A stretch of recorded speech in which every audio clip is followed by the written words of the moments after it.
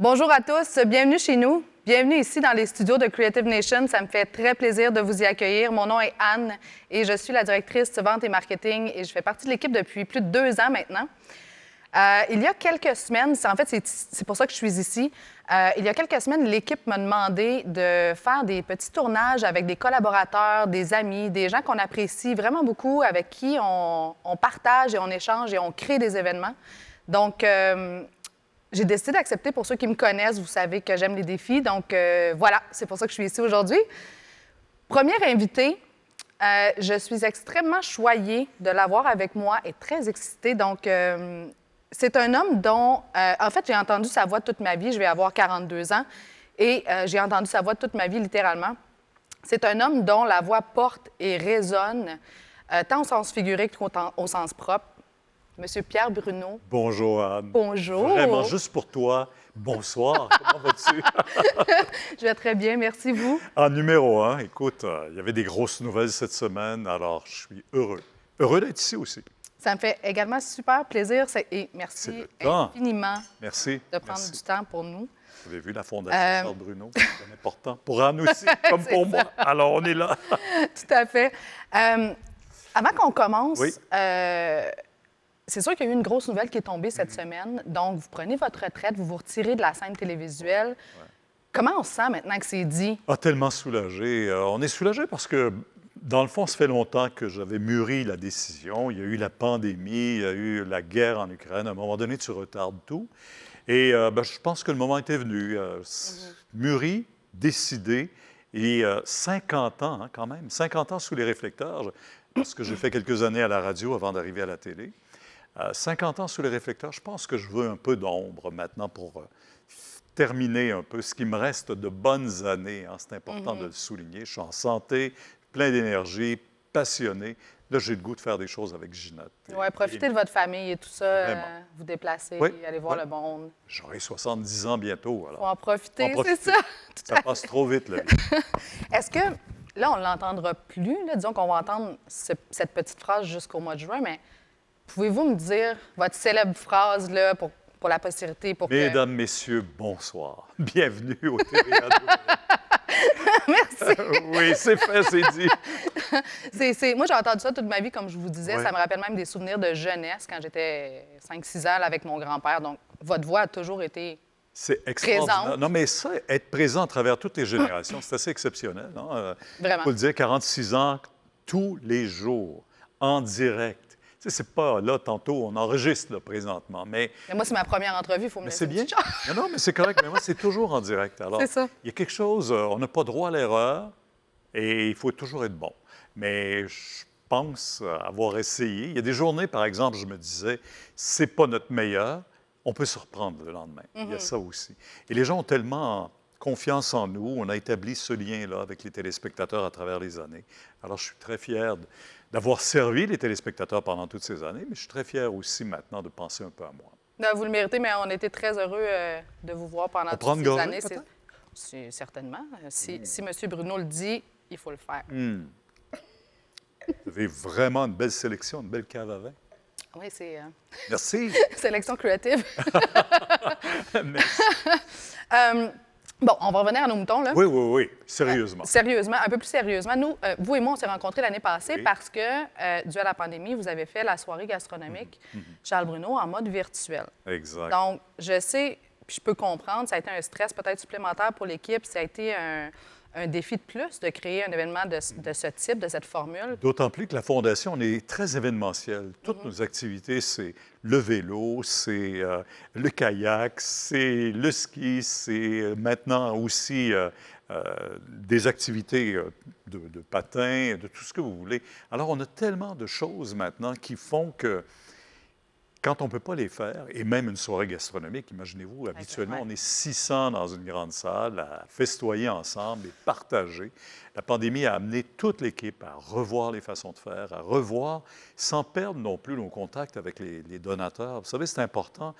Pendant 1 an, tu peux dire on reporte mais 2 ans, ça commence à être difficile. Ça commence à être long, là. Ça de commence à être maintenir, long, puis il ne faut pas perdre le lien qu'on a avec nos ouais. donateurs, alors nos collaborateurs. Et vous êtes là encore, alors bravo, merci d'être avec nous. Mais merci à vous et votre équipe parce que franchement, Ouais. premièrement, c'est vraiment une superbe soirée. Et une super équipe, je pensais que tu allais dire aussi. Mais j'ai pas fini. Oui, une super équipe, pour vrai. C'est Ouais. super agréable de collaborer avec votre équipe. Ouais. Tout le monde est passionné, tout ça. Fait que c'est vraiment le fun. Puis on a créé vraiment un bel événement l'année passée avec vous. Ça a été Un grand des succès. un des plus beaux qui a été ouais? réalisé dans notre studio, vraiment. Alors, cette année, on se reprend, Tout à fait, tout à fait. On se fait reprend ça. cette année aussi pour la 7e édition, c'est vrai. 2e en virtuel. La Fondation, si je ne m'abuse, a eu 32 ans Oui. déjà. Est-ce que je peux savoir quand est-ce, parce que là, ça fait déjà longtemps qu'elle est sur pied, mais à quel moment vous avez su que la Fondation, que ça allait fonctionner, que les gens allaient se rallier à vous et puis que ça allait devenir... Je dirais dès le départ, c'est curieux à dire, parce qu'il y avait comme un message qui était nouveau. Quand on est arrivé en disant, est-ce qu'on peut au Québec donner à tous les enfants les meilleures chances de guérison? Alors, comme première mission, on s'était donné construction, aménagement, développement d'une unité de cancérologie pédiatrique, permettre à tous les enfants ici d'avoir les meilleurs traitements au monde. On a créé ça à Sainte-Justine. Par la suite, on a créé aussi à Québec une unité au Children, à Sherbrooke. Alors, on est avec les centres hospitaliers universitaires en connexion pour donner aux enfants du Québec les meilleurs soins. Maintenant, on passe en phase 2, c'est comment on leur donne, une fois qu'on leur donne les meilleurs soins, comment on les amène totalement à la guérison en investissant dans la recherche. Alors, j'ai compris que quand le message est clair, vous savez, vous travaillez dans une Creative Nation, vous savez qu'est-ce que c'est qu'un message clair. C'est important être bien compris par les gens aussi. Et nos jeunes porte-parole, nos jeunes familles, nos jeunes enfants, nos jeunes ados sont tellement vendeurs et tellement touchés par leur cause parce qu'on les croit tout de suite. C'est ça, c'est des ambassadeurs naturels, c'est ça? Extraordinaire. Oui, Extraordinaire. c'est vrai. Peut-être un peu plus, un aspect plus personnel, je me demandais, en 32 ans, là, depuis tout ce temps-là, vous avez raconté à chaque fois votre histoire, surtout peut-être au début, beaucoup, pour que les gens connaissent la cause, se rallient à vous et tout ça. Est-ce qu'à un moment donné, vous vous êtes dit, avec peut-être votre femme ou votre famille, vous vous êtes dit, je suis un peu tannée de raconter mon histoire, je suis un peu tannée de revivre ça. Mais Charles Bruno, ça a transcendé mon fils. La Fondation Charles Bruno, maintenant, c'est la cause de tous les enfants. Ils ont, en 2022, les mêmes rêves que Charles avait quand il a été diagnostiqué leucémique lui-même. C'est de guérir. Et même si on est en 2022, même si on a fait énormément de progrès, le cancer demeure chez les enfants la première cause de maladie mortelle. Il n'y a pas d'autre maladie qui tue plus d'enfants, malheureusement, que le cancer. Alors, c'est ce qui fait que j'ai le goût de continuer. Mais comme il y a une belle progression au niveau de la recherche, j'aurais pu dire, je me retire puis je laisse d'autres faire ça. Bien, c'est ça. Tu sais, faire autre chose, pas profiter de votre vie, c'est pas ce que je veux dire, mais faire autre chose, c'est de laisser la place. Parce que ça devient lourd, parce que toutes sortes de choses comme ça. Oui. Mais c'est de voir le taux de guérison, c'est de voir des jeunes qui ont un beau message aujourd'hui. Alors, c'est ça. Vous étiez motivé? Je suis toujours motivé. Ouais. Je pense que c'est la mission d'une vie. La dernière fois, je suis allé reconduire Charles à Sainte-Justine. Il m'avait dit, « Papa, tu vas continuer. » Et là, j'avais dit, « On est ensemble, on continue ensemble. » Il m'avait dit, « Non, toi, tu vas continuer. » Je ne savais pas ce que ça voulait dire à ce moment-là, mais je le comprends maintenant. Eh, mon Dieu, Et je comprends que même si j'ai le privilège d'avoir toujours un fils de 12 ans, il est décédé à 12 ans, j'ai aussi cette obligation et cette responsabilité de son message, parce que ce n'est pas Charles que je veux garder vivant, c'est son message. Et les enfants se le transmettent les uns après les autres. Et aujourd'hui, c'est tellement beau. Alors, moi, je me sens comme un privilégié de voir comment cette fondation-là, par l'engagement de son personnel, l'engagement des bénévoles, l'engagement des partenaires comme vous, comment on a réussi à aller juste un peu plus loin. Et c'est par dizaines de millions de dollars partout maintenant à travers le Québec. C'est exceptionnel, oui. Vous êtes passé 30 à 80 au niveau de la guérison. Oui, hein, c'est ça. Oui. Donc, c'est vraiment un beau succès. Déjà, c'est un succès. Puis, je dirais que parallèlement à ce qu'on fait comme action, il y a toujours des événements qui se produisent. Là, c'est la guerre en Ukraine.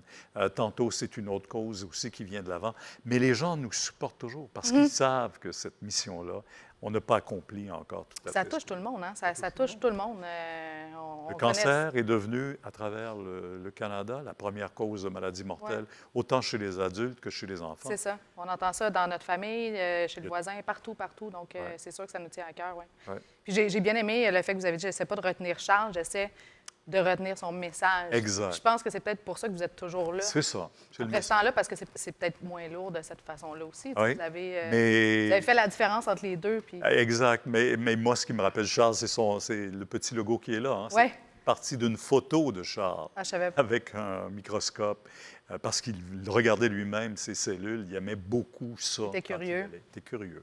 Et on est parti de cette photo-là, mais elle illustre tellement la bataille des enfants. Alors, c'est tous les enfants qui se reconnaissent à travers ce dessin-là. Ouais. Ouais. Qu'est-ce qui vous touche le plus quand vous entendez les histoires? Parce que là, on l'a dit tantôt, la Fondation est devenue une entité à part entière. C'est plus seulement l'histoire de votre fils, mais qu'est-ce qui vous touche le plus quand vous entendez les messages des enfants, des familles?